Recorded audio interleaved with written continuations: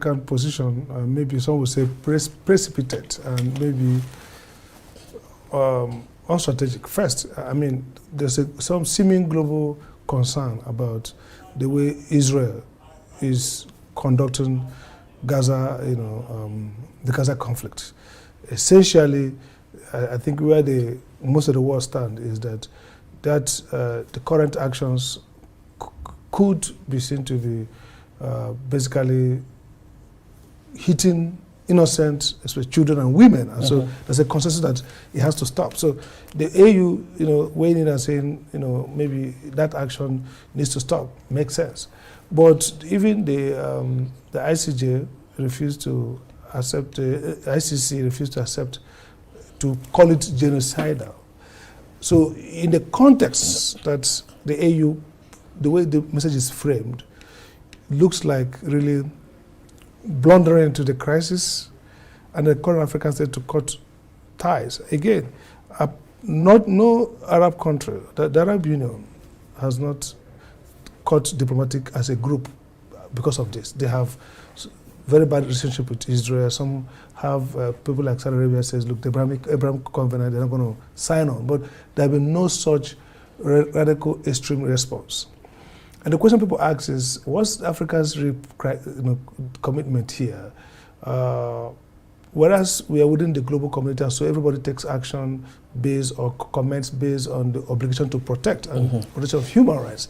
But to call on states to cut off diplomatic ties because of Israel's war or attack on Gaza, when European countries that are leading, they lead in terms of investment in this conflict, in terms of benefit, are here to do so. Seems to remind us of Africa's blundering. I mean, look, Congo war, Sudan is going on seriously.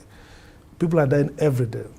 The AU has not really put on plan to deal with that. We've seen what's going on with ECOWAS and the way the Burkina Faso, the Sahel, is burning. ECOWAS has no noticeable footprint in dealing with those crises. So it reminds me of what Arthur Lewis, the first black Nobel economist, said in 1965 his book, The Politics of West Africa, and he made a key point. In the first war, world global disorder around communism, Marxism, Africa imported conflict for itself. We had Marxist revolutionaries, and the guy said, look, we have a problem that is different. We didn't have a developed class. Why are we carrying out Marxist revolution, where you had issues of peasantry to deal with? So the key point here is African leaders have the tendency to import crisis that's not relevant to their own geopolitical concern. The Palestinian crisis is something that we should tag on with the world to condemn, to provide solution. It's not something that we should import and then mandate African countries to cut off diplomatic relations. When Europe, when America, UK, these are people who benefit and who have made investment in this conflict, have not taken those drastic actions. So it reminds me again on the path we like to tow, what I call unstrategic radicalism. It has no bearing on this continent is totally misgoverned. This continent is a scandal in poverty. Most of the countries sit on that table. None of them are viable countries in terms of social economy. Most of them need help. They need to really focus, look at the crisis of development and governance in this continent. Okay, you are saying that. Yeah. You are saying that we should mind our own business, which is poverty and development. Calculated and strategic in engaging with world politics. But this is not the first time African countries are taking the stand like this. Remember, 1973, right. The October War of 1973, the then OAU, Organization of African Unity, took a stand against Israel. And what do we get from that? Yeah. So that's the point. Are we likely to then tow the same path? We have this ingrained failure to be authentic and to be indigenous. Look at our problem. Look at, for example, the way they destabilized Libya. So Africa has lacked that capacity to think African and focus on our problem and solve them. And then play strategically with the world. Nobody's investing in the killings, the death going on in Sudan today. It doesn't even get mentioned when NATO or when the EU meets or when the UN meets. So the question then is, why? Look, the Palestinian crisis is a global crisis, and Africa even lacks, apart from South Africa, who went to court. By the way, South Africa has historical affinity with the PLO, Palestinian Liberation Organization, in the days of apartheid struggle. So South Africa has remained in that, if you like, warm, revolutionary struggle mode in spite of its growing crisis. So we can make a case for South Africa for leading. And South Africa took a much more sensible approach of leading through the ICC litigation. Of course, South Africa had already suspended diplomatic relations. But the notion that the AU would sit and say, hey guys, the language is totally radical, overboard. I mean, there's issues around humanitarian crisis in the country, but you can't just single out, the Israel's perspective and say Africa should cut off diplomatic relationship with Israel on account of the war. The two key issues is that first, what about the events that led to that?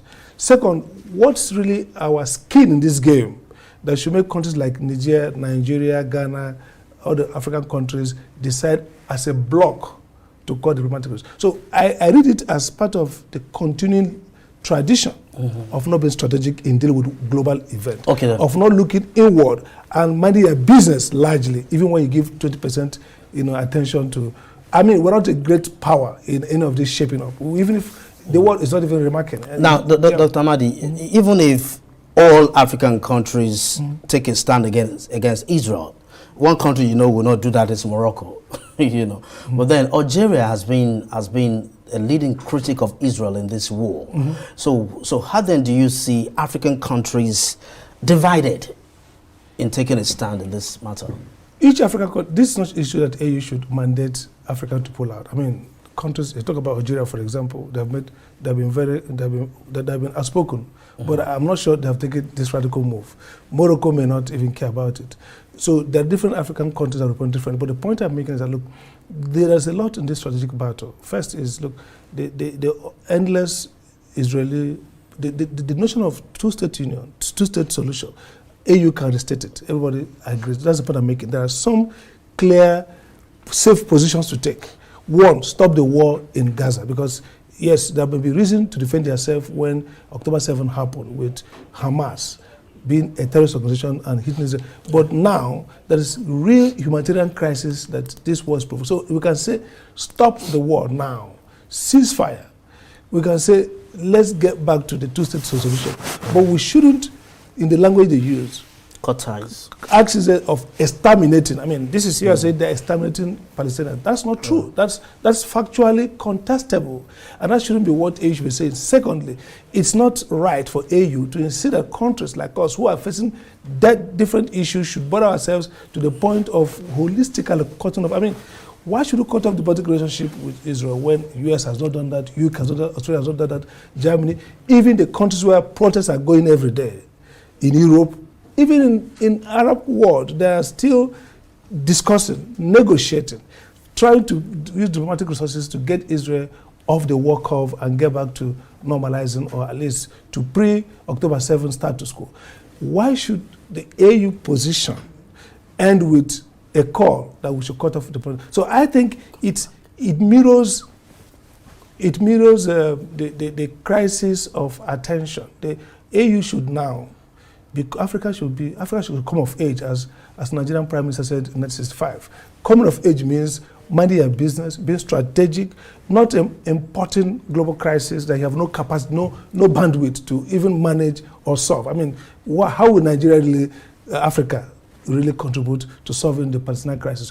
Africa has more terrible things to deal with. There's a war of equal proportion going on in Sudan. There are killings, terrorism around the Sahel and the Gulf of Guinea. Nigeria itself, in Plateau here, we saw communities butchered. Where did AU really focused on addressing the crisis of development and crisis of governance in Africa? Why are they externalizing into crises they have no resources or capability or diplomatic competence actually to solve, rather drawing for us? First, is diversionary, it's a waste of time. Secondly, it gets into a conflict that you have no real gain. Palestine is not Africa, it's far-fetched. I see the sentiment. I mean, like I said, there's a tradition of AU dabble into this crisis and then doing ex-cathedra proclamations and then, getting themselves tied into even what the West will walk away from. I mean, they are going to be more strategic, do the deals and get back to business. But we will be stuck at the bottom of the pyramid, struggling with the consequence of our unstrategic radicalism. That's really my concern. Unstrategic radicalism. Dr.